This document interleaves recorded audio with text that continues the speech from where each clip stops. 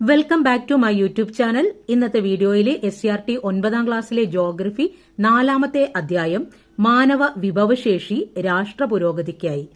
ഈ ഒരു അധ്യായത്തില് വളരെ ഇമ്പോർട്ടന്റ് ആയിട്ടുള്ള കാര്യങ്ങൾ മാത്രമേ ഞാൻ പറയുന്നുള്ളൂ. അപ്പോൾ നമുക്ക് ചാപ്റ്ററിലേക്ക് പോകാം. അതിനു മുൻപ് ഈ ഒരു വീഡിയോയും ചാനലൊക്കെ ഉപകാരപ്പെടുന്നുണ്ടെങ്കിൽ സപ്പോർട്ട് ചെയ്യണം. ഈ അധ്യായത്തില് ആദ്യം ഒരു വയലാണ് കൊടുത്തിരിക്കുന്നത്. ഈ വയലില് നെൽകൃഷി നടക്കുകയാണ്.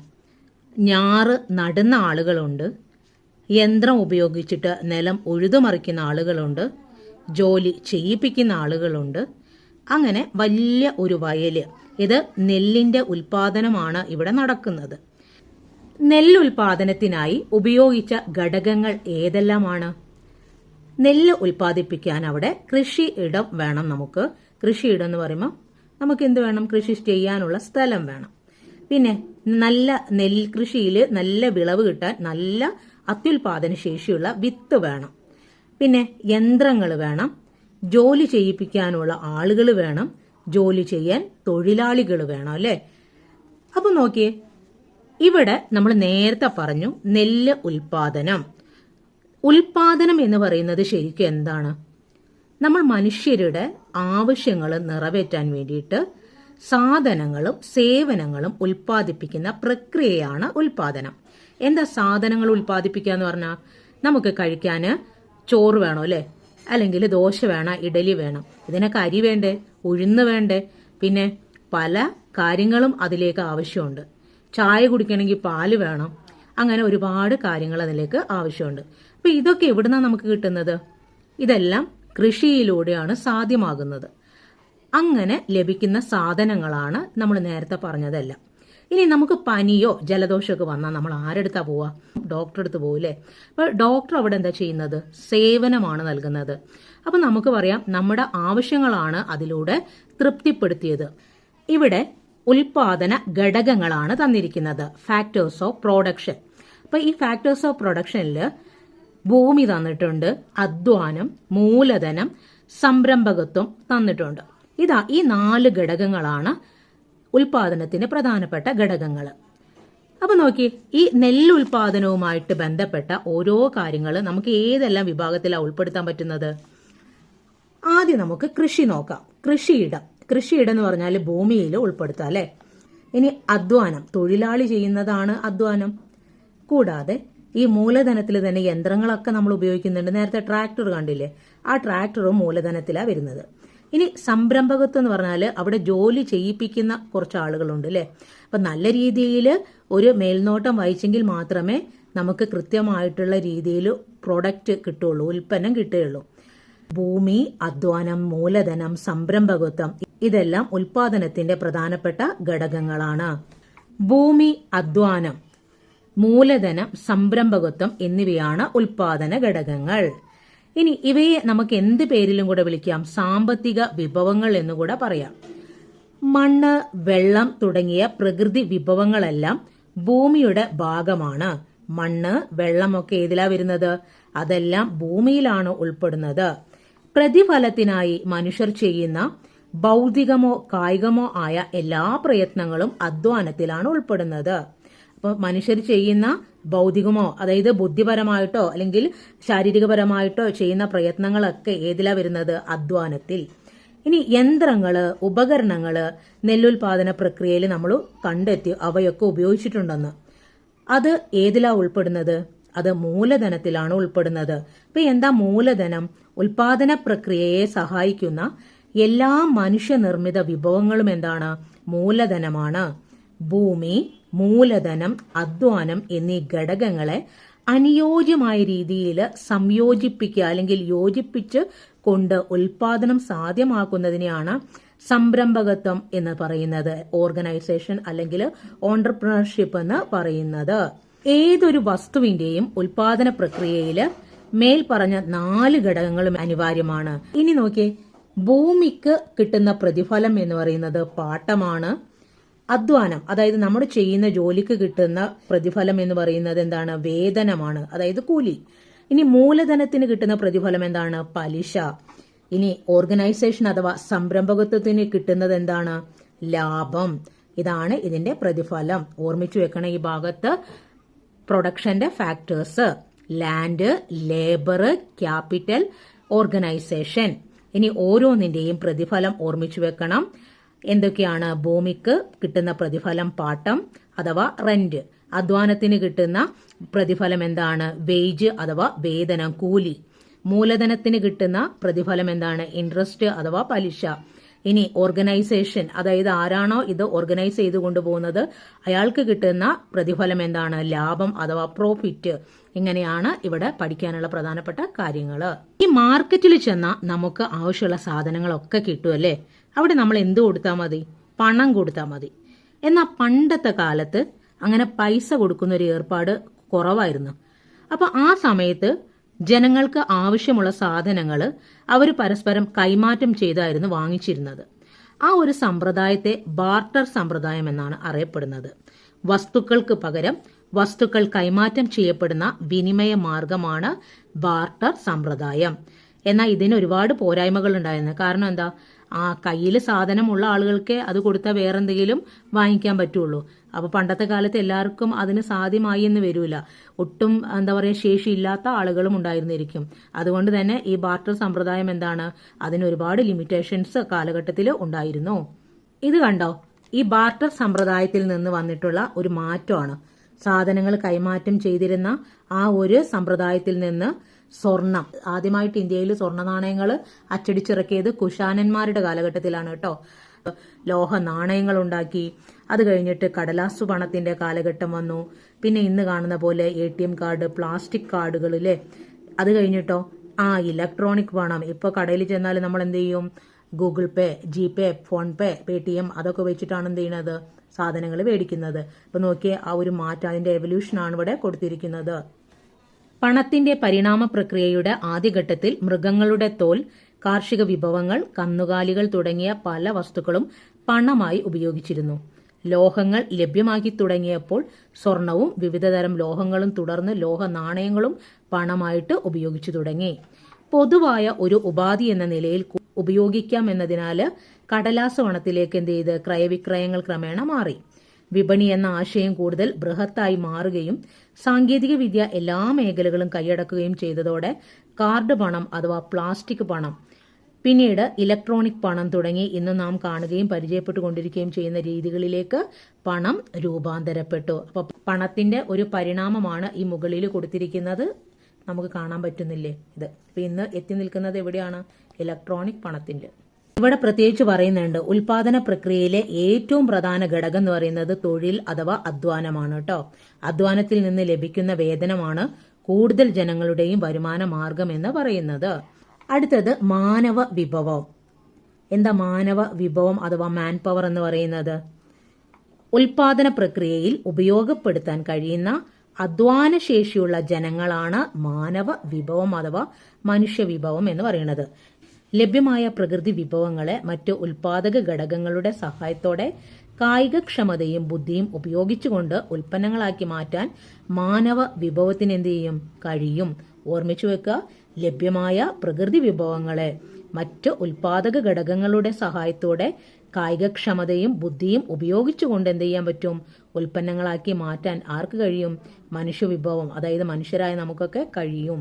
ഉൽപാദനക്ഷമത മാനവ വിഭവശേഷിയുടെ ഗുണമേന്മ നിർണയിക്കുന്ന പ്രധാന ഘടകമാണ്. ഉൽപാദനക്ഷമത എല്ലാവരിലും ഒരുപോലെയാണോ? അല്ല. അതായത് പ്രായത്തിനനുസരിച്ച് എന്ത് ചെയ്യും? ഉൽപാദനക്ഷമത കൂടിയും കുറഞ്ഞൊക്കെ ഇരിക്കും. ഈ ചിത്രം കണ്ടോ? ഇതിൽ ഉൽപാദനക്ഷമത കൂടിയത് ആർക്കാ? ഇവർക്കാണ് അല്ലേ? എന്താണ് ഉൽപാദനക്ഷമത? ഉൽപ്പന്നങ്ങൾ സൃഷ്ടിച്ചെടുക്കാനുള്ള ഓരോ ഉൽപാദക ഘടകത്തിന്റെയും കഴിവിനെയാണ് ഉൽപാദനക്ഷമത എന്ന് പറയുന്നത് കേട്ടോ. ഉൽപാദനക്ഷമത എന്ന് പറയുന്നത് ഉൽപ്പന്നങ്ങൾ സൃഷ്ടിച്ചെടുക്കാനുള്ള ഓരോ ഉൽപാദക ഘടകത്തിന്റെയും കഴിവിനെയാണ് ഉൽപാദനക്ഷമത എന്ന് പറയുന്നത്. ഒരു രാജ്യത്തെ ജനങ്ങൾ ആ രാജ്യത്തെ മാനവ വിഭവശേഷിയെ പ്രദാനം ചെയ്യുന്ന ഘടകങ്ങളിൽ ഒന്നാണ്. രാജ്യത്തെ മുഴുവൻ ജനങ്ങളെയും മാനവ വിഭവശേഷിയായി പരിഗണിക്കാൻ നമുക്ക് സാധിക്കില്ല. ഇനി രാജ്യത്തിന്റെ മാനവ വിഭവശേഷി പരിഗണിക്കാന് ജനസംഖ്യയുടെ വലിപ്പം, ഘടന, വൈദഗ്ധ്യം എന്നിവയെല്ലാം എന്തായിട്ട് അതിനെ സ്വാധീനിക്കുന്ന ഘടകങ്ങളായിട്ട് നമ്മൾ പരിഗണിക്കുന്നുണ്ട്.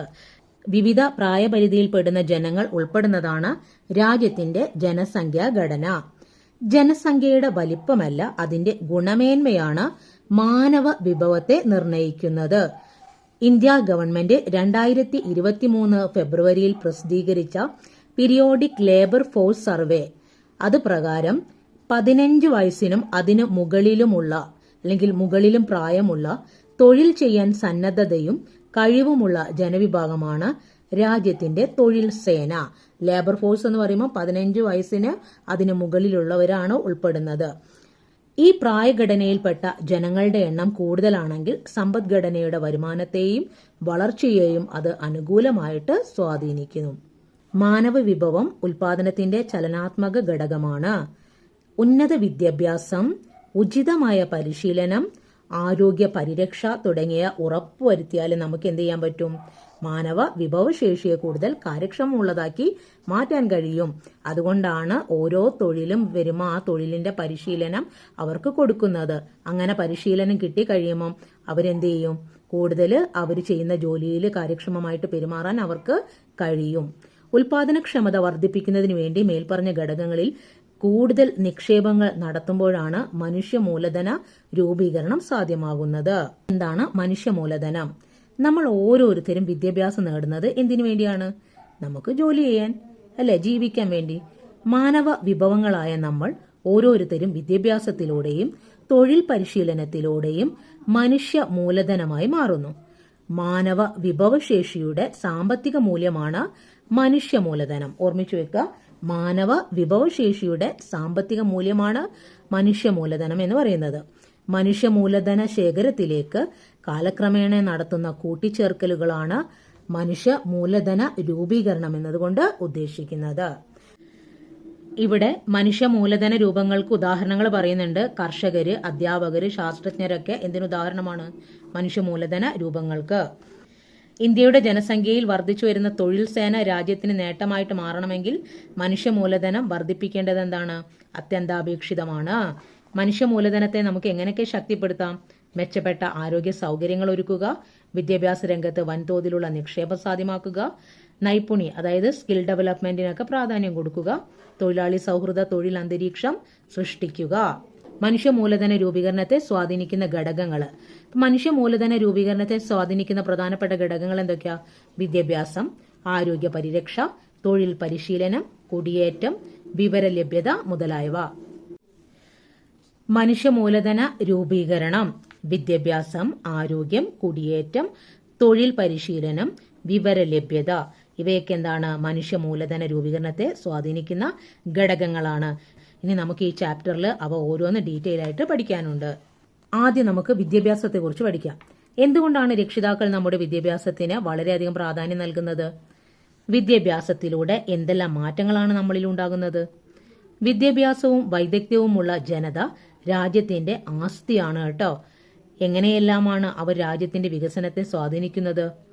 വിദ്യാഭ്യാസത്തിലൂടെ ആധുനിക സാങ്കേതിക വിദ്യ ഫലപ്രദമായി വിനിയോഗിക്കാനും മെച്ചപ്പെട്ട തൊഴിൽ സ്വായത്തമാക്കാനും കൂടുതൽ വരുമാനം നേടാനും അതുവഴി രാജ്യത്തിന്റെ വളർച്ചയ്ക്ക് മുതൽക്കൂട്ടാവാനും ജനതയ്ക്ക് കഴിയും. വിദ്യാഭ്യാസത്തിലൂടെ ഉയർന്ന ജീവിത നിലവാരം നേടുക എന്നതിലുപരി ഉന്നത മൂല്യബോധമുള്ള ഒരു സമൂഹത്തെ സൃഷ്ടിക്കാനും സാധിക്കുന്നു. മാനവ വിഭവത്തെ മനുഷ്യ മൂലധനമാക്കി വികസിപ്പിച്ചെടുക്കാൻ പൊതുമേഖലയിലും സഹകരണ മേഖലയിലും സ്വകാര്യ മേഖലയിലും വൻ നിക്ഷേപം നടത്തേണ്ടതുണ്ട്. ഇവിടെ പ്രത്യേകിച്ച് പറയുന്നുണ്ട് വിജ്ഞാന സമ്പദ് വ്യവസ്ഥ, നോളജ് എക്കണോമി. ഭൗതിക ശേഷിയും വിവര സാങ്കേതിക വിദ്യയും സമന്വയിപ്പിച്ചുകൊണ്ട് പരമാവധി സാമ്പത്തിക വളർച്ച കൈവരിക്കുക എന്നത് ആധുനിക കാലഘട്ടത്തിന്റെ അനിവാര്യതയാണ്.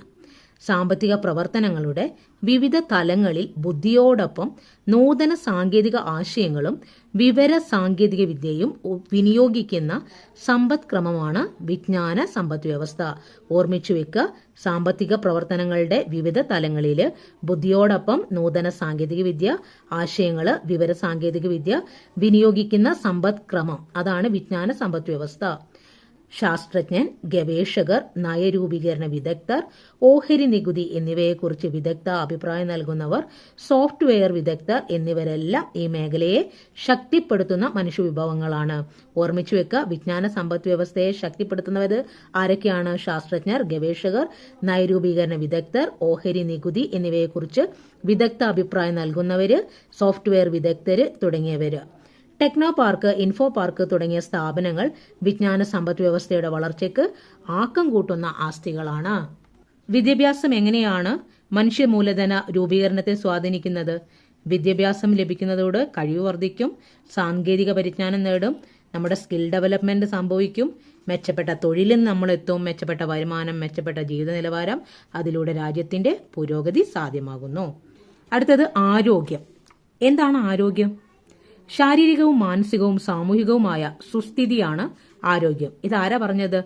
ലോക ആരോഗ്യ സംഘടന, വേൾഡ് ഹെൽത്ത് ഓർഗനൈസേഷൻ. ആരോഗ്യക്ഷമത കുറഞ്ഞ ഒരു വ്യക്തിക്ക് മതിയായ പരിഗണനയും ആരോഗ്യ പരിരക്ഷയും ലഭിക്കാത്ത പക്ഷം രാജ്യ പുരോഗതിയിൽ കാര്യക്ഷമമായിട്ട് സംഭാവന നൽകാൻ സാധിക്കുകയില്ല. ആരോഗ്യക്ഷമത കുറയുന്നത് വ്യക്തിയെയും രാജ്യ പുരോഗതിയെയും എങ്ങനെയെല്ലാം ബാധിക്കും? ഉൽപാദനക്ഷമത കുറയും, ജോലിയിൽ നിന്ന് വിട്ടുനിൽക്കേണ്ടി വരും, ഉൽപാദനം കുറയും, പിന്നെ ദാരിദ്ര്യം, അങ്ങനെ ഒരുപാട് ഘടകങ്ങൾ അതിന് പിന്നിലുണ്ട്. വ്യക്തികളുടെ ജീവിത നിലവാരം ഉയർത്തുന്നതോടൊപ്പം രാജ്യപുരോഗതി കൈവരിക്കുന്നതിന് ജനങ്ങളുടെ ആരോഗ്യ പരിരക്ഷ ഉറപ്പുവരുത്തേണ്ടത് അത്യാവശ്യമാണ്. ജനങ്ങളുടെ ഉൽപാദനക്ഷമതയിലും ഗുണനിലവാരത്തിലും സ്വാധീനം ചെലുത്തി മാനവ വിഭവശേഷി വികസിപ്പിക്കുന്നതിൽ അടിസ്ഥാനപരമായ പങ്കുവഹിക്കുന്ന പ്രധാന ഘടകമാണ് ആരോഗ്യപരിപാലനം. ആരോഗ്യപരിപാലനം എങ്ങനെ സാധ്യമാവുക? രോഗപ്രതിരോധ സംവിധാനങ്ങൾ കാര്യക്ഷമമാക്കാം, ശുചിത്വ പരിപാലനത്തിന് പ്രാധാന്യം നൽകാം, മതിയായ പോഷകാഹാര ലഭ്യത ഉറപ്പാക്കുക, മെച്ചപ്പെട്ട ചികിത്സാ സൗകര്യം ലഭ്യമാക്കുക, വിനോദവും വിശ്രമവും ഉറപ്പുവരുത്തുക. ഇതിലൂടെയൊക്കെ നമുക്ക് എന്ത് ചെയ്യാൻ പറ്റും? ആരോഗ്യ പരിപാലനം സാധ്യമാക്കാം. നമ്മുടെ ഗവൺമെന്റ് തന്നെ ആരോഗ്യ പരിപാലനത്തിന് വേണ്ടിയിട്ട് ഒരുപാട് പദ്ധതികൾ, ക്ഷേമ പദ്ധതികൾ നടപ്പിലാക്കുന്നുണ്ട്. അതിന് ഉദാഹരണമാണ് ആരോഗ്യ ഉപകേന്ദ്രങ്ങൾ, പ്രാഥമിക ആരോഗ്യ കേന്ദ്രങ്ങൾ, സാമൂഹിക ആരോഗ്യ കേന്ദ്രങ്ങൾ, താലൂക്ക് ആശുപത്രികൾ, ജില്ലാ ആശുപത്രി, മെഡിക്കൽ കോളേജുകൾ തുടങ്ങിയവ. ഇതോടൊപ്പം ആയുർവേദം, യോഗ, പ്രകൃതി ചികിത്സ, യുനാനി, ഹോമിയോപ്പതി തുടങ്ങിയ വിവിധ ചികിത്സാ സൗകര്യങ്ങൾ ലഭ്യമാക്കുന്ന നിരവധി സ്ഥാപനങ്ങളും എന്തുണ്ട്? നമ്മുടെ ഗവൺമെന്റിന് കീഴിൽ പ്രവർത്തിച്ചു വരുന്നുണ്ട്. ആരോഗ്യ മേഖലയിലുള്ള ഗവൺമെന്റിന്റെ നിക്ഷേപങ്ങൾ മനുഷ്യ മൂലധന രൂപീകരണത്തെ ശക്തിപ്പെടുത്തുന്നു. ആരോഗ്യ പരിപാലന സംവിധാനങ്ങളിലൂടെ പ്രതിരോധ ഔഷധങ്ങൾ, പ്രതിരോധ കുത്തിവയ്പ്പുകൾ. അപ്പോൾ നമുക്കറിയാം, കൊറോണ ഒക്കെ വന്നപ്പം കോവിഷീൽഡ്, കോവാക്സിൻ ഒക്കെ നമ്മൾ പോയി കുത്തിവെച്ചിട്ടുണ്ടായിരുന്നു. അതുപോലെ പ്രതിരോധ കുത്തിവയ്പ്പുകൾ, രോഗം ഭേദമാക്കാനുള്ള ഔഷധങ്ങൾ, പോഷകാഹാര ലഭ്യത, അതായത് അംഗനവാടിയിലൊക്കെ കുട്ടികൾക്ക് അമൃതം പൊടിയൊക്കെ കൊടുക്കുന്നുണ്ടില്ലേ? ഇപ്പൊ റേഷൻ കടയിൽ നിന്ന് കിട്ടുന്ന അരിയിലൊരു വെള്ള അരി പോലത്തെ ഒരു പ്ലാസ്റ്റിക് അരി പോലത്തെ ഒരു സാധനം കണ്ടില്ലേ? അതൊക്കെ എന്താണ്? പോഷകാഹാരം ലഭിക്കാൻ വേണ്ടിയിട്ട് ഗവൺമെന്റ് ഉൾപ്പെടുത്തിയിട്ടുള്ള പദ്ധതികളാണ് കേട്ടോ. ആരോഗ്യ സാക്ഷരതയുടെ പ്രചാരണം, ശുദ്ധമായ കുടിവെള്ള വിതരണം, ശുചീകരണ നടപടികൾ എന്നിവയൊക്കെ ആരോഗ്യ പരിപാലനത്തിന് ഗവൺമെന്റ് നടത്തിവരുന്ന പദ്ധതികളാണ്. അടുത്തത് മനുഷ്യ മൂലധന രൂപീകരണവുമായി ബന്ധപ്പെട്ട മറ്റൊരു പ്രധാന ഘടകമാണ് കുടിയേറ്റം. ഇപ്പൊ കുടിയേറ്റം വലിയ വിഷയമായിട്ടിരിക്കുന്ന സമയമാണല്ലേ. നമ്മുടെ അമേരിക്കയിൽ നിന്ന് ട്രംപ് അവിടെ അധികാരത്തിൽ വന്നപ്പോൾ തന്നെ ജനങ്ങളെയൊക്കെ എന്ത് ചെയ്തു? ഒരുപാട് സ്ഥലങ്ങളിൽ, ഒരുപാട് രാജ്യങ്ങളിലുള്ള ജനങ്ങൾ അവരവരുടെ രാജ്യത്തേക്കൊക്കെ തിരിച്ചയക്കാൻ തുടങ്ങി. കാരണം എന്താ? നമുക്കിപ്പോൾ ഒരു വിദേശ രാജ്യത്ത് പോകുമ്പോൾ നമുക്ക് പാസ്പോർട്ട് വേണം, അവിടെ നിൽക്കാനുള്ള രേഖകൾ വേണം. ഇതൊന്നും ഇല്ലാത്തവരാണ് അനധികൃത കുടിയേറ്റക്കാരെന്ന് പറയുന്നത്. അപ്പോൾ ആ നാട്ടിൽ നിൽക്കാനുള്ള യാതൊരു അർഹതയും ഇല്ലാത്തവരെയാണ് ഈ കയ്യിനും കാലിനൊക്കെ വിലങ്ങ് വെച്ചിട്ട് എന്ത് ചെയ്യുന്നത്? സ്വന്തം നാടുകളിലേക്ക് സൈനിക വിമാനത്തിൽ കടത്തിവിടുന്നത് കേട്ടോ. അപ്പോൾ അതൊരു കുറ്റമായിട്ടുള്ള കാര്യമല്ല. പക്ഷെ അനധികൃത കുടിയേറ്റം എന്താണ്? കുറ്റമാണ്. ഇപ്പൊ എന്താണ് കുടിയേറ്റം എന്ന് പറയുന്നത്? തൊഴിലിനും വിദ്യാഭ്യാസത്തിനും ഉയർന്ന ജീവിത നിലവാരത്തിനുമായി ആളുകൾ നമ്മുടെ സംസ്ഥാനത്ത് നിന്നും മറ്റു സംസ്ഥാനങ്ങളിലേക്കോ വിദേശ രാജ്യങ്ങളിലേക്കോ പോവുകയോ അവിടെ നിന്ന് നമ്മുടെ സംസ്ഥാനത്തേക്കോ രാജ്യത്തേക്കോ വരികയോ ചെയ്യുന്നതാണ് കുടിയേറ്റം എന്ന് പറയുന്നത്. ഒരു പ്രദേശത്ത് നിന്ന് മറ്റൊരു പ്രദേശത്തേക്ക് സ്ഥിരമായോ താൽക്കാലികമായോ ജനങ്ങൾ മാറി താമസിക്കുന്നതാണ് എന്തെന്ന് പറയുന്നത്? കുടിയേറ്റം. സാമൂഹിക, സാമ്പത്തിക, സാംസ്കാരിക മേഖലകളിൽ കുടിയേറ്റം നിരവധി മാറ്റങ്ങൾ ഉണ്ടാക്കുന്നു. കുടിയേറ്റത്തിന്റെ അനന്തരഫലമായി ഉണ്ടാകുന്ന പ്രാദേശിക മാറ്റങ്ങൾ ഉൾക്കൊള്ളുന്നതിനും ആവശ്യങ്ങൾ നിറവേറ്റുന്നതിനും ചെലവുകൾ വഹിക്കുക എന്നത് ഗവൺമെന്റിന്റെ ഉത്തരവാദിത്തമാണ്. ഇത് ആ പ്രദേശത്തെ മനുഷ്യ മൂലധന രൂപീകരണത്തിന് സഹായകരമാകുന്നു. അടുത്ത് നമുക്ക് തൊഴിൽ പരിശീലനം. മനുഷ്യ മൂലധന രൂപീകരണം തൊഴിൽ പരിശീലനത്തിലൂടെയും സാധ്യമാക്കാം. ചില പ്രത്യേക മേഖലകളിൽ എന്ത് ചെയ്യണം? തൊഴിൽ ലഭിക്കുന്നതിന് സ്കിൽ ഡെവലപ്മെന്റ് അല്ലെങ്കിൽ നൈപുണ്യ വികസന പരിശീലനങ്ങൾ നിർബന്ധമാണ്. ഡോക്ടറും എഞ്ചിനീയറും അധ്യാപകരുമെല്ലാം ആകുന്നവര് അവരവരുടെ മേഖലയിൽ അനുയോജ്യമായ തരത്തിലുള്ള പരിശീലന കോഴ്സുകളിലൂടെ തൊഴിൽപരമായ പ്രാവീണ്യം നേടുന്നു. അതുപോലെ തന്നെ വിവിധ തൊഴിൽ മേഖലകളിൽ ജോലി ചെയ്യുന്നവർക്ക് അതാത് സ്ഥാപനങ്ങൾ പല ഘട്ടങ്ങളിലായി തൊഴിൽ പരിശീലനം നൽകാറുണ്ട്. തൊഴിൽ പരിശീലനം നേടുന്നത് ഉൽപാദനക്ഷമത വർദ്ധിപ്പിക്കാൻ സഹായിക്കും. അതുവഴി ഉയർന്ന ഉൽപാദനം സാധ്യമാകും. തൊഴിൽ പരിശീലനം മനുഷ്യ മൂലധന രൂപീകരണത്തെ അതിന്റെ പാരമ്യതയിലെത്തിക്കുകയും ചെയ്യും. അടുത്തത് വിവരലഭ്യത. മനുഷ്യ മൂലധന രൂപീകരണത്തെ സഹായിക്കുന്ന മറ്റൊരു ഘടകമാണ് വിവരലഭ്യത. വിദ്യാഭ്യാസം, ആരോഗ്യം, തൊഴിൽ തുടങ്ങി വിവിധ മേഖലകളിലെ സേവനങ്ങൾ മനുഷ്യ മൂലധന രൂപീകരണത്തിന് ആക്കം കൂട്ടുന്നു. വിവിധ മേഖലകൾ നൽകുന്ന സേവനങ്ങളെക്കുറിച്ച് വിവരശേഖരണം നടത്തുന്നതിന് ജനങ്ങളെ സഹായിക്കുന്ന തരത്തിൽ വിവരലഭ്യത പരിപോഷിപ്പിക്കേണ്ടതുണ്ട്. വിവരലഭ്യത ഉറപ്പുവരുത്തി മനുഷ്യ മൂലധന രൂപീകരണം സാധ്യമാക്കുന്നതിന് ഗവൺമെന്റിന്റെ ഇടപെടൽ എന്ത് വേണം? അത് അനിവാര്യമാണ്. ഇനി മനുഷ്യ മൂലധന രൂപീകരണം നേരിടുന്ന വെല്ലുവിളികൾ, ചലഞ്ചസ്, അത് പ്രധാനമായിട്ടുള്ളത് എന്താണ്? ദാരിദ്ര്യം. അടിസ്ഥാന ആവശ്യങ്ങൾ പോലും നിറവേറ്റാൻ കഴിയാത്ത അവസ്ഥയാണ് ദാരിദ്ര്യം എന്ന് പറയുന്നത്. മനുഷ്യ മൂലധന രൂപീകരണം നേരിടുന്ന ഏറ്റവും വലിയ വെല്ലുവിളിയാണ് ദാരിദ്ര്യം. കുറഞ്ഞ വരുമാനമാണ് മനുഷ്യനെ ദാരിദ്ര്യത്തിലേക്ക് തള്ളിവിടുന്നത്. കുറഞ്ഞ വരുമാനം കാരണം മനുഷ്യന് വിദ്യാഭ്യാസം, ആരോഗ്യം തുടങ്ങിയ അടിസ്ഥാന ആവശ്യങ്ങൾ പോലും നിറവേറ്റാൻ കഴിയാതെ വരികയും ദാരിദ്ര്യത്തിലേക്ക് കൊണ്ടെത്തിക്കുകയും ചെയ്യും. ദാരിദ്ര്യത്തിന്റെ കാരണങ്ങളും അനന്തരഫലങ്ങളും ഒരു വലയത്തിൽ എന്ന പോലെ പരസ്പരം ബന്ധപ്പെട്ടിരിക്കുന്നു. ഇതാണ് ദാരിദ്ര്യത്തിന് കാരണമാകുന്ന ആ ഒരു ഘടകങ്ങള്. ദാരിദ്ര്യത്തിന് കാരണമാകുന്ന പ്രധാനപ്പെട്ട ഘടകം കുറഞ്ഞ വരുമാനം, കുറഞ്ഞ വാങ്ങൽ ശേഷി, ഭക്ഷ്യദൗർലഭ്യം, പോഷകാഹാരക്കുറവ്, വിദ്യാഭ്യാസ പ്രാപ്തിയില്ലായ്മ, നിരന്തരമായ അസുഖങ്ങൾ, ഉയർന്ന ശിശുമരണ നിരക്ക്, കുറഞ്ഞ ആയുർദൈർഘ്യം, ആശ്രിതരുടെ എണ്ണത്തിലുള്ള വർധനവ്, കുറഞ്ഞ ഉൽപാദനക്ഷമത, ജോലി ചെയ്യാനുള്ള ശേഷിക്കുറവ്. ഈ കാരണങ്ങൾ പരസ്പരം ബന്ധപ്പെട്ടാണ് നിൽക്കുന്നത്. അത് ദാരിദ്ര്യത്തിന് കാരണമാകുന്നു. മതിയായ വിദ്യാഭ്യാസവും ആരോഗ്യ സുരക്ഷയും നേടുന്നതിന് ദാരിദ്ര്യം വിഘാതമായിട്ട് നിൽക്കും, തടസ്സമായിട്ട് നിൽക്കും. ദാരിദ്ര്യ നിർമ്മാർജ്ജന പദ്ധതികൾ മാതൃകാപരമായി നടപ്പിലാക്കിക്കൊണ്ടിരിക്കുന്ന സംസ്ഥാനം കൂടിയാണ് നമ്മുടെ കേരളം. ഏതൊക്കെയാണ് ദാരിദ്ര്യ നിർമ്മാർജ്ജന പദ്ധതി എന്ന് പറയുന്നത്? ഇപ്പം നമുക്ക് റേഷൻ കടയിൽ നിന്ന് അരി കിട്ടുന്നുണ്ട് അല്ലേ? അത് ഇപ്പം പൊതുവിതരണ സംവിധാനം, പിന്നെ കുടുംബശ്രീ പോലുള്ള സംവിധാനങ്ങൾ, തൊഴിലുറപ്പ് പദ്ധതികൾ, ഇതൊക്കെ ജോലിയൊന്നും ഇല്ലാത്ത ആളുകളെ സഹായിക്കാനും അതിലൂടെ ദാരിദ്ര്യ നിർമ്മാർജ്ജനത്തിനൊക്കെ വേണ്ടിയിട്ടാണ് ഇത്തരം പദ്ധതികൾ കേരള ഗവൺമെന്റും കേന്ദ്ര ഗവൺമെന്റും ഒക്കെ സംയുക്തമായിട്ട് നടപ്പിലാക്കുന്നത്. തൊഴിലില്ലായ്മ എന്ന് പറയുന്നത്? ജോലി ഇല്ലാത്ത അവസ്ഥ. നിലവിലുള്ള വേതന നിരക്കിൽ തൊഴിൽ ചെയ്യാൻ തയ്യാറുള്ള ആരോഗ്യവും കഴിവുമുള്ള ഒരു വ്യക്തിക്ക് തൊഴിൽ കണ്ടെത്താനാവാത്ത അവസ്ഥയാണ് തൊഴിലില്ലായ്മ എന്ന് പറയുന്നത്. നിലവിലുള്ള വേതന നിരക്കിൽ തൊഴിൽ ചെയ്യാൻ തയ്യാറുള്ള ആരോഗ്യവും കഴിവുമുള്ള ഒരു വ്യക്തിക്ക് തൊഴിൽ കണ്ടെത്താനാവാത്ത അവസ്ഥയാണ് തൊഴിലില്ലായ്മ എന്ന് പറയുന്നത്. വിദ്യാഭ്യാസത്തിനും നൈപുണ്യക്കും യോജിക്കുന്ന തരത്തില് തൊഴിലവസരങ്ങൾ ലഭിക്കാതെ വരുന്നത് മാനവ വിഭവശേഷിയെ പരമാവധി പ്രയോജനപ്പെടുത്തുന്നതിന് തടസ്സം സൃഷ്ടിക്കുന്നു. മാനവ വിഭവശേഷിയെ പരമാവധി ഉപയോഗപ്പെടുത്തിയാൽ മാത്രമേ സാധ്യമാവുകയുള്ളൂ? മനുഷ്യ മൂലധന രൂപീകരണം സാധ്യമാവുകയുള്ളൂ. രാജ്യത്ത് പലതരത്തിലുള്ള തൊഴിലില്ലായ്മയും നിലനിൽക്കുന്നുണ്ട്. അതിൽ ഒന്ന് പ്രകടമായ തൊഴിലില്ലായ്മ അഥവാ തൊഴിൽ ചെയ്യാൻ സന്നദ്ധമായിട്ടും തൊഴിലില്ലാത്ത അവസ്ഥ, ഓപ്പൺ അൺഎംപ്ലോയ്മെന്റ്. അടുത്തത് ഘടനാപരമായ തൊഴിലില്ലായ്മ, സ്ട്രക്ചറൽ അൺഎംപ്ലോയ്മെന്റ് അഥവാ നൂതന സാങ്കേതിക വിദ്യയുടെ പ്രയോഗം മൂലം തൊഴിൽ നഷ്ടമാകുന്ന അവസ്ഥ. അടുത്തത് കാലികമായ തൊഴിലില്ലായ്മ, സീസണൽ അൺഎംപ്ലോയ്മെന്റ് അഥവാ പ്രത്യേക കാലത്ത് മാത്രം തൊഴിൽ ലഭിക്കുകയും മറ്റു സമയം തൊഴിലില്ലാതാവുകയും ചെയ്യുന്ന അവസ്ഥ. അടുത്തത് ഇതാണ് ഏറ്റവും പ്രധാനം, പ്രച്ഛന്ന തൊഴിലില്ലായ്മ. ഉൽപാദന പ്രവർത്തനത്തിൽ ആവശ്യത്തിലധികം തൊഴിലാളികൾ പങ്കെടുക്കുന്ന അവസ്ഥയാണ് പ്രച്ഛന്ന തൊഴിലില്ലായ്മ എന്ന് പറയുന്നത്. അപ്പൊ ഇത്രയും കാര്യങ്ങളാണ് ഈ ഒരു അധ്യായത്തിൽ പഠിക്കാനുള്ളത്.